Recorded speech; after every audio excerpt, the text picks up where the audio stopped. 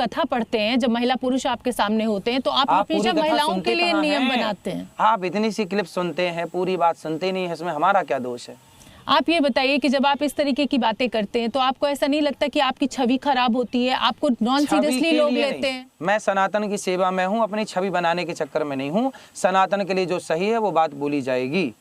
इसमें चाहे आप मेरी छवि खराब हो चाहे बने, मेरे को छवि बनाने थोड़ी बैठा हूँ। लेकिन आरोप तो आपके ऊपर ये लगता है कि आप अपनी क्लिप्स जो हैं वो इंस्टाग्राम पर ऐसी वायरल करवा देते हैं और ये एक सस्ती लोकप्रियता पाने के हथकंडे हैं, ये आरोप आपके ऊपर लगता है, इसका क्या जवाब है? देखिए, जब इंस्टाग्राम नहीं था तब भी हमारी लोकप्रियता थी।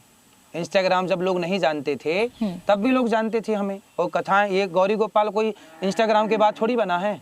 वृद्ध माओं की सेवा को इंस्टाग्राम के बाद थोड़ी शुरू हुई है। अखंड रसोई इंस्टाग्राम के बाद थोड़ी शुरू हुई है, सब पहले से है। इंस्टाग्राम तो आज का छोरा है। आप कहते हैं कि सनातन कमजोर हो रहा है, धर्म कमजोर हो रहा है। क्या आपको लगता है कि सनातन जो सदियों से चला आ रहा है, कई दशकों से चला आ रहा है, कई 100 सालों से चला आ रहा है, वो सनातन इतना कमजोर है कि चंद लोग कुछ भी बोलेंगे और वो सनातन? नहीं, सनातन कमजोर है ऐसा किसने बोला? मैंने नहीं बोला, मैं आपसे पूछ रही हूँ, क्योंकि आप ये कहते हैं। सनातन कमजोर होता तो हमारा देश लगभग 1000 वर्ष तक गुलाम था, कभी मुगलों का, कभी अंग्रेजों का, कभी अन्य लोगों का।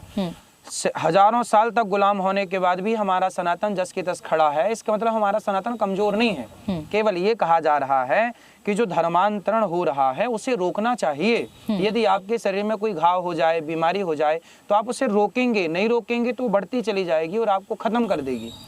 इसलिए हमारे देश में जो धर्मांतरण है वो रोकना चाहिए। उसके लिए हम सब सनातनी संत लोग आवाज उठाते रहते हैं। हमारा सनातन कमजोर नहीं है। मैं तो आपसे ये कह रही हूँ कि ये गांधी का देश है, अहिंसा से चलेगा। गांधी का देश कब से हो? राम का बोलिए ना, राम का देश नहीं है। राम हिंदुओं की आस्था है, मुसलमानों की आस्था नहीं है। मुसलमानों के लिए अल्लाह का देश है। उनके यहाँ भी राम है, सब जगह राम है। आराम उनको चाहिए कि नहीं?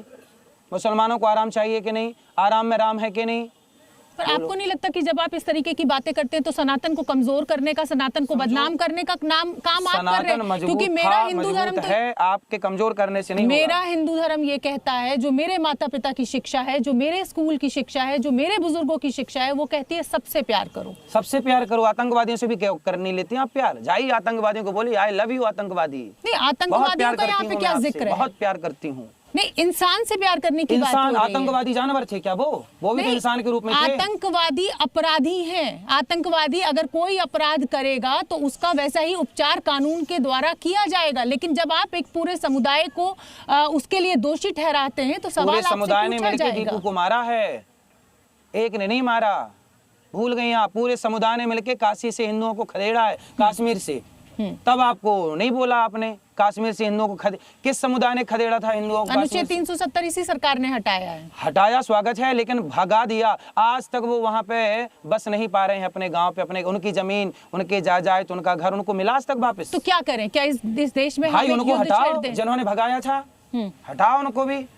जैसे माने, जैसे जिन्होंने मारा, तुमने मेरे को मारा है, तुम्हें भी मारेंगे। मैं इस बहस को आगे बढ़ाना चाहूंगी और मेरी बहस अब ये है कि आप भाषा की मर्यादा का ध्यान नहीं रखते हैं। मेरा धर्म मुझे भाषा की मर्यादा सिखाता है। अनिरुद्धाचार्य जो कि हिंदू धर्म के, जिसे कहा जाए कि एक तरीके से ये कहते हैं कि साहब हिंदू धर्म मैं हूँ या मैं ही हिंदू धर्म का प्रचारक हूँ, वो भाषा की मर्यादा कैसे भूल जाते हैं?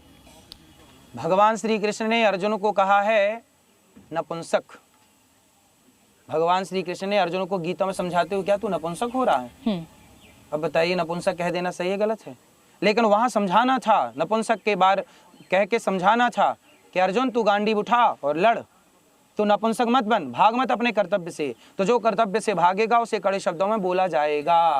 आप नपुंसक एक व्यक्ति विशेष के लिए आप नाम ले सकते हैं, लेकिन मुंह मारना, मिर्ची लगना, ये किस तरह की भाषा है? और एक संत, एक कथावाचक, ये कैसी भाषा है? क्यों मिर्ची नहीं लगती क्या? ये बताइए, लगती कि नहीं? खेत में भी लगती है, पेट में भी लगती है, मुंह पे भी लगती है। खेत में पैदा की जाती है। भाषा ये है, हिंदी भाषा ये कहती है। हमारे यहाँ गांव में बोलते भैया मिर्ची लग गई। आपका मतलब, जब आपने ये शब्द बोला था तो आप भी जानते थे कि आपका ये मतलब नहीं था। मिर्ची लगती है, लगती तो है, पर ये भाषा की मर्यादा तो नहीं। चोर को चोर कहा जाएगा, मिर्ची लगेगी। अगर एक कथावाचक जिसके लाखों फॉलोअर्स हैं, बच्चे भी हैं, बुजुर्ग भी हैं, महिलाएं भी हैं, पुरुष भी, अगर इस तरीके की भाषा का इस्तेमाल करता है तो क्या संदेश आप देना चाहते हैं? लोग स्वीकार करते हैं इस भाषा को, इसी भाषा की जरूरत है। मैं स्वीकार नहीं करती, बहुत सारे मेरे साथ के लोग नहीं स्वीकार करते। बिल्कुल स्वीकार मत करिए आप, बिल्कुल स्वीकार। आप तो आतंकवादियों को स्वीकार करते हैं, हमें क्यों स्वीकार करेंगे?